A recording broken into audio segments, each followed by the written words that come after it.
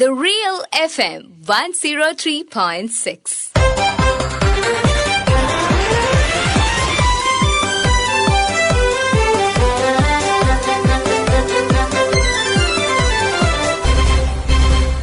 ശ്രദ്ധ. കേരളത്തിന്റെ വിനോദസഞ്ചാര ഭൂപടത്തിൽ വലിയ സ്ഥാനമാണ് വയനാട് ജില്ലയ്ക്കുള്ളത്. ആയിരക്കണക്കിന് സന്ദർശകരാണ് പ്രതിദിനം ഇവിടുത്തെ വിവിധ ടൂറിസം കേന്ദ്രങ്ങളിലേക്ക് എത്തുന്നത്. എന്നാൽ ചൂരൽമലയിലുണ്ടായ സമാനതകളില്ലാത്ത ദുരന്തത്തെ തുടർന്ന് ഇവിടെ സഞ്ചാരികളിൽ വൻതോതിൽ കുറവ് വന്നു. ഇത് വയനാടിന്റെ വിനോദസഞ്ചാര രംഗത്ത് മാത്രമല്ല, സാധാരണ ജനജീവിതത്തെ കൂടി പ്രതികൂലമായി ബാധിക്കുകയുണ്ടായി. ഇതിൽ നിന്ന് കരകയറാനായി വിവിധ തരത്തിലുള്ള പരിപാടികളാണ് ടൂറിസം വകുപ്പും ജില്ലാ ഭരണകൂടവുമൊക്കെ സംഘടിപ്പിച്ചു വരുന്നത്. ഒക്ടോബർ 2 മുതൽ 13 വരെ വിവിധയിടങ്ങളിൽ വയനാട് ഉത്സവം എന്ന പേരിലുള്ള പരിപാടിയാണ് ഇപ്പോൾ നടന്നുവരുന്നത്. ഇതിനെക്കുറിച്ച് വയനാട് ജില്ലാ tourism deputy director DV Prabhat.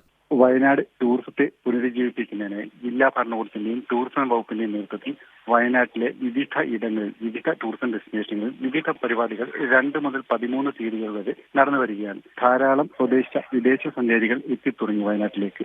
നല്ല രീതിയിലുള്ള പ്രതികരണം ജനങ്ങളിൽ നിന്നുണ്ടാവുന്നത് വയനാട് കളക്ടറുടെ പെട്ടെന്നുള്ള തീരുമാനമാണ്. ഇങ്ങനെ ഒരു ഉത്സവം നടത്തണമെന്നുള്ളത് വയനാട്ടിലേക്ക് കൂടുതൽ ജനങ്ങളെ ആകർഷിക്കുന്നതിന് വേണ്ടി ഇതിന്റെ വിജയകരമായ നടത്തിപ്പിന് ഇറിഗേഷൻ ഡിപ്പാർട്ട്മെന്റിലുള്ള കാരാപ്പുഴ, ട്രൈബൽ ഡിപ്പാർട്ട്മെന്റിന്റെ കീഴിലുള്ള എണ്ണൂർ, ടൂറിസം ഡിപ്പാർട്ട്മെന്റിന്റെ കീഴിലുള്ള DTPCയുടെ ടൗൺ സ്ക്വയർ എന്നിവിടങ്ങളിലാണ് വിവിധ പരിപാടികൾ നടന്നു വരുന്നത്. അനേകം ആൾക്കാരെ ഈ പരിപാടികൾ ആകർഷിക്കുകയും അതുവഴി വിനോദസഞ്ചാരികൾക്കും നാട്ടുകാർക്കും ഏറെ പ്രയോജനകരമായി ഈ പരിപാടി നടന്നു വരുന്നു. സാധാരണക്കാർ മുതൽ ഏറ്റവും ഉന്നത സ്ഥലങ്ങളിൽ ജീവിക്കുന്നവരെ എല്ലാവിധ സംവിധാനങ്ങളെയും ചലിപ്പിക്കുന്ന രീതിയിലാണ് ഈ പരിപാടികൾ നടക്കുന്നത്. ഇത് ടൂറിസത്തിന് ഒരു മുതൽക്കൂട്ടായ പ്രോഗ്രാമാണ്. വയനാട്ടിലെ ഒരു ദുരന്ത മുഖത്തെ നമ്മളെല്ലാം കണ്ടതാണ്. ഈ ദുരന്ത മുഖത്തിൽ നിന്ന് കരകയറുന്നതിന് വേണ്ടിയിട്ട് നമ്മളെല്ലാവരും ഒന്നിച്ച് ശ്രമിക്കണം. എന്റെ കേരളം എന്ന് സുന്ദരം എന്നൊരു ക്യാമ്പയിൻ ബഹുമാനപ്പെട്ട ടൂറിസം വകുപ്പ് മന്ത്രിയുടെ നേതൃത്വത്തിൽ വയനാട്ടിൽ നടത്തുകയുണ്ടായി.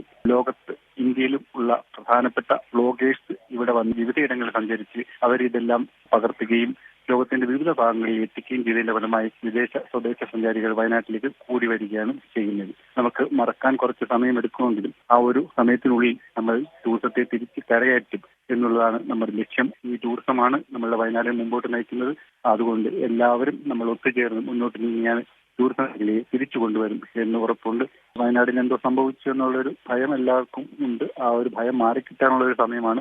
ടൂറിസം തിരിച്ചു വരുന്ന കാഴ്ചയാണ് നമുക്ക് കാണാൻ കഴിയുന്നത്. ഇന്നലെയും മെനിഞ്ഞാന്നുമൊക്കെ അതാണ് നമുക്ക് കാരാപ്പുഴയിൽ കാണാൻ കഴിഞ്ഞത്. കൂടുതൽ ആളുകൾ വന്നു തുടങ്ങി. ഇനിയും നമ്മൾ കൂടുതൽ ആളുകൾ പ്രതീക്ഷിക്കുന്നു. സമീപ സംസ്ഥാനങ്ങളിലെ അവധി ദിവസങ്ങൾ ഏറ്റെടുത്തുകൊണ്ടാണ് നമ്മൾ ഈ പരിപാടികൾ ആസൂത്രണം ചെയ്തിരിക്കുന്നത്. അത് വിജയത്തിലേക്ക് എത്തുകയാണ്. ഈ ഒരാഴ്ചക്കുള്ളിൽ അതിന്റെ റിസൾട്ട് കിട്ടുന്നതാണ്. എല്ലാവരും ഇനിഷ്യേറ്റീവ് എടുത്ത് ഈ പ്രോഗ്രാം കാണണം എന്നാണ് പറയാനുള്ളത്. എന്നൂരിൽ നടന്നുവരുന്ന പരിപാടിയെക്കുറിച്ച് CEO പ്രിമൽ രാജ്.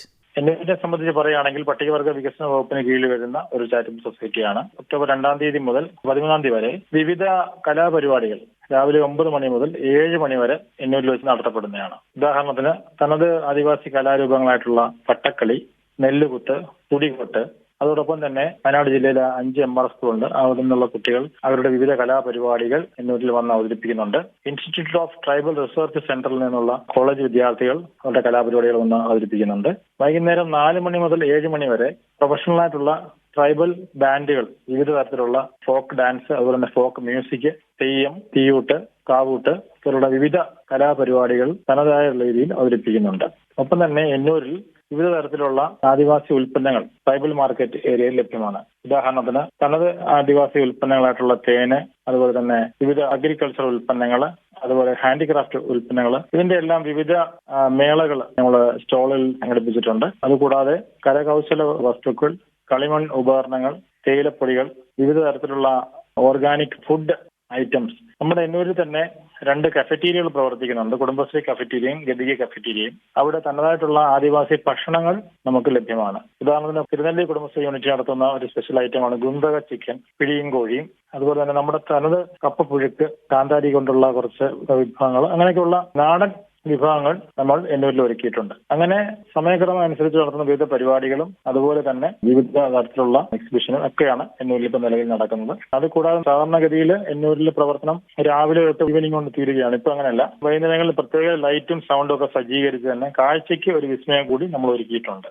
അതുകൊണ്ട് തന്നെ നല്ല ഒരു ആസ്വാദന ഭംഗി എന്നൂർ വിസിറ്റ് ചെയ്യുന്ന സമയത്ത് കിട്ടും. ഇളം കോടമഞ്ഞിനൊപ്പം തന്നെ പ്രകൃതിയെ കണ്ട് ആസ്വദിക്കുവാനും ആളുകൾക്ക് കലാപരിപാടികളും ഭക്ഷണമൊക്കെ കണ്ട് ആസ്വദിക്കാനും ഒക്കെ ഉള്ള ഒരു അവസരമാണ് ഒരുക്കിയിരിക്കുന്നത്. ഞായറാഴ്ച ദിവസം വിവിധ തരത്തിലുള്ള കലാപരിപാടികൾ അരങ്ങേറി നല്ല രീതിയിൽ തന്നെ സന്ദർശകർ വന്നു തുടങ്ങിയിട്ടുണ്ട്. ഏകദേശം 1700 മുകളിൽ സന്ദർശകർ എന്നൂരിൽ സന്ദർശിച്ചിട്ടുണ്ട്. മഴ ഒരു ചെറിയ തടസ്സം നേരിട്ടെങ്കിലും പൂജ അവധിയോടനുബന്ധിച്ച് കൂടുതൽ ആളുകൾ എത്തിച്ചേരുമെന്നാണ് പ്രതീക്ഷിക്കുന്നത്. Karapuzha dam executive engineer V Sandeep. Wayanad ജില്ലാ ഭരണകൂടവും ജലസേന വകുപ്പിന് കീഴിലുള്ള കാരാപ്പുഴ മെഗാ ടൂറിസം മാനേജ്മെന്റ് കമ്മിറ്റിയും DTPCയും കൂടെ സംയുക്തമായിട്ട് ഇപ്പോഴത്തെ വയനാടിന്റെ ഒരു ടൂറിസം സാഹചര്യത്തില് വിസിറ്റേഴ്സിന്റെ എണ്ണം കുറവായതുകൊണ്ട് അവരെ ആകർഷിക്കാനും വേണ്ടി ദസറ ആഘോഷവുമായി ബന്ധപ്പെട്ട് 2-ാം തീയതി മുതൽ 13-ാം തീയതി വരെ വൈകിട്ട് കാരാപ്പുഴ ഡാമിലുള്ള ഗാർഡനും മറ്റും തുറന്ന് കൾച്ചറൽ ആക്ടിവിറ്റീസും ഫുഡ് സ്റ്റാളുകളും ആ രീതിയിൽ ആളുകളെ ആകർഷിക്കാൻ വേണ്ടി നമ്മൾ നടത്തുന്ന ഒരു പ്രോഗ്രാമാണ്.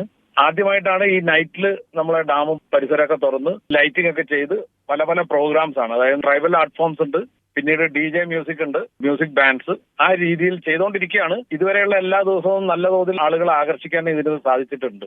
മഴ ഉണ്ടായിരുന്നെങ്കിൽ പോലും ആവേശം ഒട്ടും കുറയാതെ ആളുകൾ ഇന്നലെ ശരിക്കും നമ്മുടെ ഫുട്ഫോൾ എന്ന് പറയുന്നത് 3052 പേര് ടിക്കറ്റ് എടുത്തുള്ള ടൂറിസ്റ്റുകളായിട്ട് വന്നിട്ടുണ്ട്. പിന്നെ നാട്ടുകാരായിട്ട് ഒരു 500 പേര് വന്നിട്ടുണ്ട്. ശരിക്കും പറഞ്ഞാൽ നല്ലൊരു ടൂറിസം ബൂസ്റ്റപ്പ് ആവും എന്നുള്ള ഒരു രീതിയിൽ തന്നെയാണ് നമ്മൾ ഇതിനെ കാണുന്നത്. ശരിക്കും പറഞ്ഞാൽ 2000 അറൌണ്ട് വരും. പക്ഷെ പീക്ക് ഡേയ്സിൽ 10,000 മുകളിൽ വരെ ആള് വന്നിട്ടുള്ള ഒരു സാഹചര്യമാണുള്ളത്. ശരിക്കും ഒരു എക്സാമ്പിളിനകത്ത് അത് മനസ്സിലാവും. അതായത് 2023 ഓഗസ്റ്റിൽ നമ്മുടെ വരുമാനം ശരിക്കും 17.5 ലക്ഷമായിരുന്നു. വയനാട് ജില്ലയിലെ ഒരു ചെറിയ സ്ഥലമാണ് ചൂരൽമല എങ്കിൽ പോലും വയനാട് ലാൻഡ് സ്ലൈഡ് എന്നൊക്കെയുള്ള പ്രചരണം നടന്നത് കാരണം ശരിക്കും നമുക്ക് 1.5 ലക്ഷം രൂപയെ കഴിഞ്ഞ ഓഗസ്റ്റ് മാസം കിട്ടിയിരുന്നുള്ളൂ. അതിൽ നിന്ന് നല്ല മാറ്റം ഇപ്പൊ വരാനുള്ള സാഹചര്യം ഒരുങ്ങുന്നുണ്ട്. ശരിക്കും നമുക്ക് സ്റ്റേജ് ബൈ സ്റ്റേജ് ആയിട്ട് ഇത് കൂടുന്നത് നമുക്ക് കാണാം. പ്രത്യേകിച്ച് ഈ കർണാടക, ആന്ധ്ര അങ്ങനെയുള്ള സ്ഥലങ്ങളിൽ നിന്നൊക്കെ ആളുകളെ ആകർഷിക്കാൻ തുടങ്ങിയിട്ടുണ്ട്. റിസോർട്ടുകളിലും എല്ലാം ബുക്കിങ്ങും എല്ലാം കൂടിയിട്ടുണ്ട് എന്നാണ് അറിയുന്നത്. അപ്പൊ അതിലേക്കുള്ള ഒരു കാൽവെപ്പ് മാത്രമാണ് ഇത്. വയനാട് ജില്ലാ ടൂറിസം രംഗത്തിന് പുത്തനുണർവ് നൽകുന്നതിനായി വിവിധ പരിപാടികളാണ്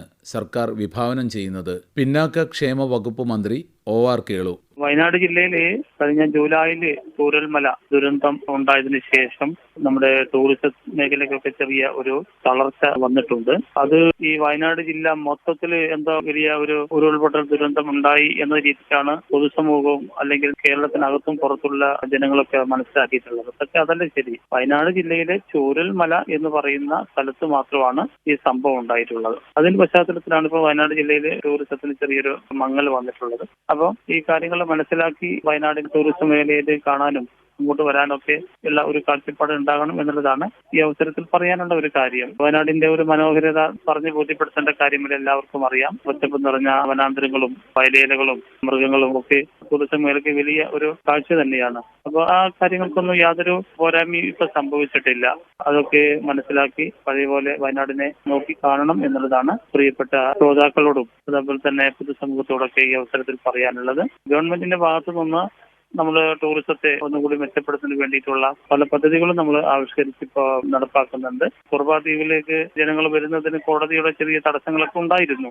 പക്ഷേ കോടതി അത് നീക്കി കുർബ ദ്വീപ് തുറക്കാനുള്ള നടപടിയിലേക്ക് ഇപ്പോൾ കാര്യങ്ങൾ വന്നിട്ടുണ്ട്. അതിനുള്ള പെർമിഷൻ കോടതി തന്നിട്ടുണ്ട്. ബാക്കിയെല്ലാം പഴയ പോലെ മനോഹരമായി നിൽക്കുന്നു. അതുകൊണ്ട് എല്ലാവരെയും തീർച്ചയായിട്ടും സ്നേഹപൂർവ്വം വയനാട്ടിലേക്ക് സ്വാഗതം ചെയ്യുകയാണ്. വന്യജീവി സങ്കേതങ്ങളും കൂടി തുറക്കണം, അതിലേക്കും കൂടി കാര്യങ്ങൾ വരികയാണ്. മുത്തങ്ങ സാഞ്ചുറി, തോൽപ്പെട്ടി സാഞ്ചുറി, 2 സാഞ്ചുറികളാണ് വയനാട് ജില്ലയിൽ ഉള്ളത്. അതുകൂടി തുറക്കാനുള്ള ഒരു നടപടിയിലേക്ക് ഗവൺമെന്റ് ഇടപെടുന്നുണ്ട്. അപ്പൊ അതുകൂടി വന്നു കഴിഞ്ഞാൽ വയനാട് പഴയ പോലെ തന്നെയാവും. വയനാടിന്റെ പ്രകൃതി സൗന്ദര്യം ആസ്വദിക്കാനായി സ്വദേശികളും വിദേശികളുമായ അനേകരാണ് ഇവിടേക്ക് എത്താറുള്ളത്. എന്നാൽ വയനാട് ജില്ലയെ സ്നേഹിക്കുന്നവരെ തകർത്തു കളഞ്ഞുകൊണ്ടാണ് പ്രകൃതി ചൂരൽമലയിൽ സംഹാര താണ്ഡവമാടിയത്. വയനാടിന്റെ ഒരു ഭാഗത്താണ് ഈ ദുരന്തമുണ്ടായതെങ്കിലും വയനാട് ദുരന്തമെന്നാണ് നാം പലപ്പോഴും പറയാറുള്ളത്. അത്തരമൊരു പ്രയോഗം പോലും ടൂറിസം രംഗത്തിന് തിരിച്ചടിയുണ്ടാക്കിയിട്ടുണ്ട്. അതുകൊണ്ടാവാം ഇക്കഴിഞ്ഞ ദിവസം നിയമസഭയിൽ റവന്യൂ വകുപ്പ് മന്ത്രി K. രാജൻ പോലും വയനാട് ദുരന്തം എന്നതിന് പകരം ചൂരൽമല ദുരന്തം എന്ന് പറയണം എന്ന നിർദ്ദേശം മുന്നോട്ട് വെച്ചതും. തീർച്ചയായും നമ്മൾ ഓരോരുത്തരും വിചാരിച്ചാൽ മാത്രമേ വയനാടിൻ്റെ വിനോദസഞ്ചാര മേഖലയിലുണ്ടായ തിരിച്ചടി മാറ്റിയെടുക്കാനാവൂ. ശ്രദ്ധ തയ്യാറാക്കി അവതരിപ്പിച്ചത് C. ഉദയചന്ദ്രൻ. ആശയം നിർവഹണം C. കൃഷ്ണകുമാർ. ശ്രദ്ധ.